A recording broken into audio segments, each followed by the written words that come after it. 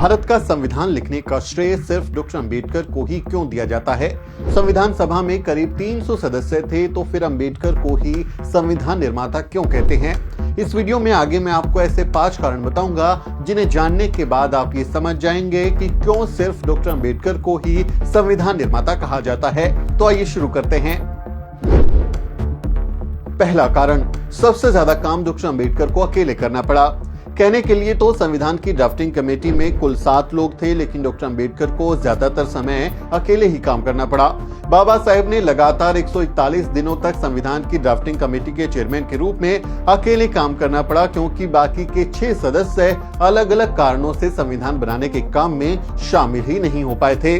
संविधान सभा के सदस्य टी कृष्णामाचारी ने संविधान सभा के सामने बताया था कि यूं तो संविधान की ड्राफ्टिंग कमेटी में 7 सदस्य थे, लेकिन एक ने त्याग पत्र दे दिया, दूसरे सदस्य की मृत्यु हो गई, तीसरे सदस्य अमेरिका चले गए, चौथे सदस्य राज्य के कार्यों में इतने व्यस्त थे कि कार्यवाही में शामिल ही नहीं हो पाए, 5वें और 6ठे सदस्य दिल्ली से बहुत दूर थे और खराब सेहत के कारण संविधान बनाने के काम में शामिल नहीं हो पाए।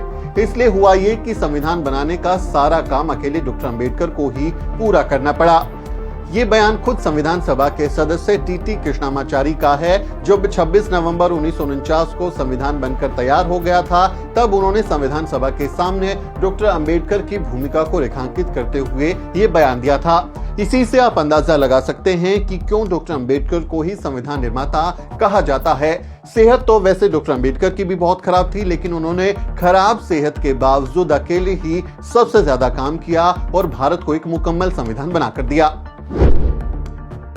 दूसरा कारण, सबसे काबिल थे डॉक्टर अंबेडकर।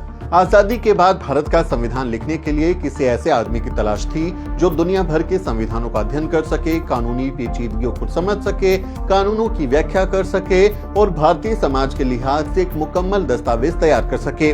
पहले देश में ऐसे योग्य आदमी की तलाश की गई, क्योंकि मामला सिर्फ वर्तमान का नहीं, सदियों के भविष्य का भी था, लेकिन फिर देश में ऐसा कोई व्यक्ति उन्हें नहीं मिला। फिर कुछ लोगों ने ये राय दी कि विदेश से किसी संविधान एक्सपर्ट्स को बुला लेते हैं और उसके हाथों संविधान लिखवा लेते हैं। लेकिन यहाँ समस्या ये थी कि आजाद भारत, जिसने इतने सालों की गुलामी झेली थी, अब उस आजाद भारत का संविधान भला किसी विदेशी ताकत के हाथों या विदेशी व्यक्ति के हाथों कैसे लिखवाया जा सकता था। इसलिए बहुत मंथन किया गया, बहुत माथापच्ची हुई। कांग्रेस के जो नेता थे और देश के उस समय जो अन्य बड़े नेताओं थे, सब मिल बैठकर मंथन कर रहे थे। माथापच्ची के बाद डॉक्टर अंबेडकर का नाम तय किया गया, क्योंकि डॉक्टर अंबेडकर से ज्यादा काबिल पढ़ा लिखा व्यक्ति उस समय पूरे देश में कोई नहीं था।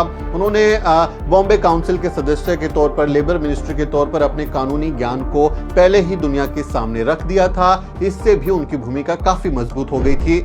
इसलिए डॉक्टर अंबेडकर की काबिलियत को देखते हुए उन्हें ड्राफ्टिंग कमेटी का चेयरमैन चुना गया। यानी उन्हें सिर्फ संविधान बनाने वाली सभा में शामिल नहीं किया गया, बल्कि संविधान बनाने की जो ड्राफ्टिंग कमेटी थी, जिसमें 7 सदस्य थे, उसका भी चेयरमैन, संविधान सभा का चेयरमैन उनको ड्राफ्टिंग कमेटी का बनाया गया। डॉक्टर अंबेडकर की मेरिट के आगे उस समय कोई नहीं ठहरता था और उन्होंने इस जिम्मेदारी को बखूबी निभाया। तीसरा कारण, संविधान के कच्चे मसौदे को समेटा।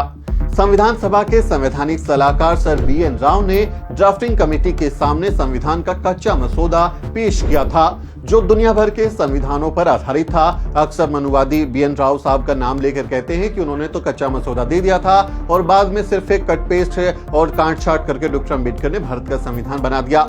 यानी जो मनुवादी हैं वो इस तरह का दावा करते हैं, लेकिन हकीकत तो कुछ और ही थी। सर BN राव ने जो कहीं की कच्चा मसौदा दिया था, वो बहुत से संविधानों से कुछ अलग अलग बातों को लेकर एक कच्चा मसौदा तैयार किया गया था, क्योंकि दुनिया भर के संविधानों को उस समय आपाधापी थी कि क्या ले क्या छोड़े, कैसा संविधान बनाए। तो एक कुछ उन्होंने कच्चा मसौदा तैयार किया था, लेकिन वो मुकम्मल दस्तावेज नहीं था। डॉक्टर अंबेडकर ने इस कच्चे मसौदे का अध्ययन किया, उसमें से बहुत से अच्छे अनुच्छेदों को चुना, उसमें कुछ सुधार किए और उसे समेटने का काम किया। ये बहुत ही मुश्किल काम था, लेकिन उन्होंने अपनी काबिलियत से उसे समेटते हुए, उसमें सुधार करते हुए एक बहुत शानदार मुकम्मल दस्तावेज तैयार किया। संविधान के कच्चे मसौदे को समझाते हुए 17 दिसंबर 1940 को ही डॉक्टर अंबेडकर ने एक लंबा चौड़ा भाषण दिया था और करीब 3310 शब्दों में उन्होंने अपना पहला भाषण इस पर दिया था, कच्चे मसौदे पर। और फिर बाद में उन्होंने जब इसको पूरा किया फिर भी उन्होंने अंतिम भाषण दिया। तो उन्होंने लगातार इस पर काम किया, इसलिए उनको सबसे ज्यादा श्रेय यहां पर दिया जाता है। चौथा कारण, कानून एक्सपर्ट के तौर पर शानदार काम किया। डॉक्टर अंबेडकर लंदन के ग्रेज इंड से बैरिस्टर की पढ़ाई करके लौटे थे। उस समय उनके पास 2 पीएचडी की डिग्रियां थी। वो बतौर वकील भी काम कर चुके थे, मंत्री रह चुके थे। ऐसे में उन्हें कानून की बहुत अच्छी समझ थी। उन्होंने बतौर लेबर मिनिस्टर 10 से ज्यादा जो कानून है वो ड्राफ्ट किए थे, तो उनको उसकी समझ थी। संविधान के अनुच्छेद भी अक्सर काफी मुश्किल भरे होते हैं, आसानी से समझ में नहीं आते। आप संविधान को पढ़ेंगे तो आपको लगेगा कि वो आसानी से समझ में नहीं आ रहा है। ऐसे में डॉक्टर अंबेडकर संविधान सभा के सामने आने वाले तमाम मुश्किल सवालों का जवाब देते थे। संविधान सभा की कार्यवाही में बाबा साहेब रोजाना एवरेज औसतन 10 बार खड़े होकर बोलते थे। यानी जब उस पर कोई आपत्ति कोई सदस्य जताता था या कोई जवाब या उस पर कोई स्पष्टीकरण मांगता था, तो एवरेज 10 बार बाबा साहेब डॉक्टर अंबेडकर दिन में खड़े होकर बोलते थे। और कई बार ऐसा है, आप संविधान सभा की डिबेट्स पढ़ें, उसमें आप उसको देखें, तथ्य लिखित बातें बता रहा हूं, ऐतिहासिक बातें बता रहा हूं, कोई फर्जी बातें नहीं हैं। आप कई बार उन्हें पढ़ेंगे तो आपको पता चलेगा कि बाबा साहब एक दिन में 20 से 25 बार खड़े होकर सदन को समझाया करते थे। जो भी क्लैरिफिकेशन रिक्वायर्ड होती थी, उसमें कोई अमेंडमेंट करना होता था या कुछ वैल्यू एड करनी होती थी, कुछ भी उसमें से निकालना डालना होता था, उस पर बाबा साहेब जवाब देते थे, क्योंकि ड्राफ्टिंग कमेटी के वो चेयरमैन थे। एक दिन में एवरेज 10 बार, लेकिन कई बार 20 से 25 बार खड़े होकर वो बयान देते थे। आप संविधान सभा की बहस जो है आप उसको पढ़ेंगे तो आपको समझ में आ जाएगा। और कई बार ऐसा होता था कि जो अनुच्छेद हैं वो विरोधाभासी नजर आते थे, उन पर घंटों बहस करनी पड़ती थी, सामने वाले को कन्विंस करना पड़ता था। और डॉक्टर अंबेडकर जो हैं वो इस काम को बखूबी अंजाम दे रहे थे। और डॉक्टर अंबेडकर काफी मल्टी टैलेंटेड थे, आप सब जानते हैं। डॉक्टर अंबेडकर उन चंद लोगों में शामिल थे जो ड्राफ्टिंग कमेटी का सदस्य, या आप उनको समझे कि वो चेयरमैन थे ड्राफ्टिंग कमेटी के। उस चेयरमैन होने के साथ साथ वो बाकी 15 कमेटियों में से कई कमेटियों के सदस्य भी थे, जिन्हें संविधान सभा को कुछ सलाह देनी थी या उनको कुछ काम दे दिए जाते थे कि आपको इस पर कुछ काम करके लाना है। तो 15 कमेटियां थी, उनमें से कई कमेटियों के सदस्य खुद बाबा साहेब डॉक्टर अंबेडकर थे। तो उन्होंने बहुत ज्यादा काम किया, ये तो साबित हो चुका है। संविधान का प्रारूप होने के बाद उसे जनता की प्रतिक्रिया के लिए रखा गया था। जब आप देखें कि 26 जनवरी 1949 को संविधान का जो प्रारूप है वो तैयार हो गया, ड्राफ्टिंग कमेटी ने उसे तैयार कर लिया, राष्ट्रपति को सौंपा, फिर उसे जो है जनता के लिए भी रखा गया कि इस पर जनता को कोई ऑब्जेक्शन हो या कोई सलाह हो, मशवरा हो तो वो भी उस पर दें। तो इस प्रतिक्रिया में 7635 संशोधन पारित हुए थे, जो जनता ने उनके संविधान पर जो बातें लिखी होंगी या जो उन पे सजेशंस दिए होंगे, बाबा साहेब ने इन संशोधनों को खुद पढ़ा और 5162 संशोधनों को रिजेक्ट किया, क्योंकि वो लगा कि उनको ये सही नहीं है। और 2473 संशोधनों को संविधान में समायोजित किया, यानी जो जनता की तरफ से भी जो चीजें आई, करेक्शंस आए, जो चाहते थे कि इसमें कुछ अमेंडमेंट किया जाए, कुछ चीजें हटाई जाए, बाबा साहेब ने खुद वो काम किया। तो बाबा साहेब डॉक्टर अंबेडकर के काम का अंदाजा आप लगाइए कि उन्होंने भारत का संविधान बनाने में कितनी ज्यादा मेहनत की थी। पांचवां कारण, प्रमुख लेखकों विचारकों ने डॉक्टर अंबेडकर की भूमिका को सराहा।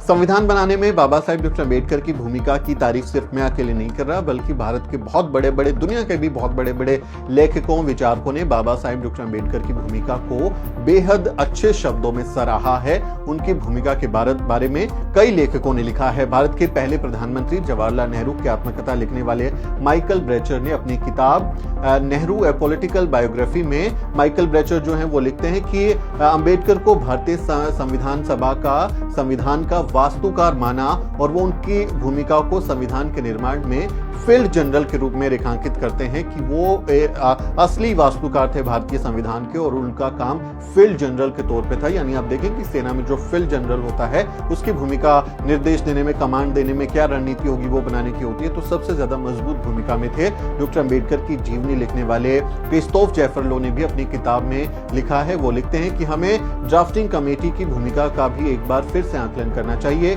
ये कमेटी सिर्फ संविधान के प्रारंभिक पाठों को लिखने के लिए जिम्मेदार नहीं थी, बल्कि उसको ये जिम्मा सौंपा गया था कि वो विभिन्न समितियों द्वारा भेजे गए अनुच्छेदों के आधार पर संविधान का लिखित पाठ तैयार करे, जिसे बाद में संविधान सभा के सामने पेश किया जाए। सभा के समक्ष कई मसौदे पढ़े गए और हर बार ड्राफ्टिंग कमेटी के सदस्यों ने चर्चा का संचालन और अगुवाई जो है वो किया, और उसका ज्यादातर जिम्मेदारी जो है वो बाबा साहेब डॉक्टर अम्बेडकर ने ही खुद निभाई। वही सवालों के जवाब देते थे। जैसे मैं आपको बता चुका हूं कि एक दिन में एवरेज 10 टाइम वो खड़े होकर जवाब देते थे, और कई बार ऐसा होता था कि उन्हें 20 से 30 बार भी खड़े होकर जवाब देना पड़ता था। इसी तथ्य को रेखांकित करते हुए प्रमुख समाजशास्त्री प्रोफेसर गेल होमवेट साहिबा भी लिखती हैं। उन्होंने भी लिखा इस बारे में। वो लिखती हैं कि संविधान का प्रारूप तैयार करते समय अनेक विवादित मुद्दों पर अक्सर गर्मा गर्म बहस होती थी। इन सभी मामलों के संबंध में अम्बेडकर ने चर्चा को दिशा दी, अपने विचार व्यक्त किए और मामलों पर सर्वसम्मति लाने का प्रयास किया। ये गेल होमवेट साहिबा भी लिखती हैं कि जब भी कुछ ऐसा होता था तो डॉक्टर अम्बेडकर जो है वो खड़े होकर जवाब देते थे। इस तरह बाबा साहेब ने 2 साल 11 महीने और 18 दिन में भारत को एक ऐसा संविधान बनाकर दिया जो जाति, लिंग, भाषा, क्षेत्र और धर्म के आधार पर कोई भेदभाव नहीं करता, सबसे बराबरी का व्यवहार करने की हिदायत देता है। एक ऐसा संविधान दिया जो हर किसी को समानता, स्वतंत्रता और बंधुता का पाठ पढ़ाता है, उनकी गारंटी देता है, मूल अधिकारों की गारंटी देता है। एक ऐसा संविधान जो सामाजिक न्याय की गारंटी देता है। इसलिए डॉक्टर अम्बेडकर को ही भारत का संविधान निर्माता या संविधान का जनक कहा जाता है। अब अगर कोई आपसे ये कहे कि डॉक्टर अम्बेडकर को ही संविधान निर्माता क्यों कहते हैं, उन्होंने भला अकेला ऐसा क्या काम किया, उसमें तो बहुत सारे लोग थे, BN राव साहब ने तो कच्चा मसौदा पेश कर दिया था, तो आप उनको इस वीडियो का लिंक भेज दीजिए। उम्मीद है कि उनको ये वीडियो देखने के बाद ये दिमाग पर लगे जाले उनके साफ हो जाएंगे, उनको समझ में आ जाएगा।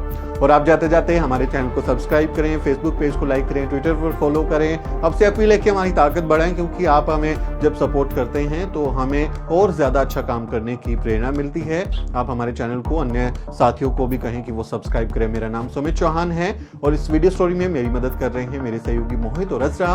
अगले किसी वीडियो में मुलाकात होगी दोस्तों।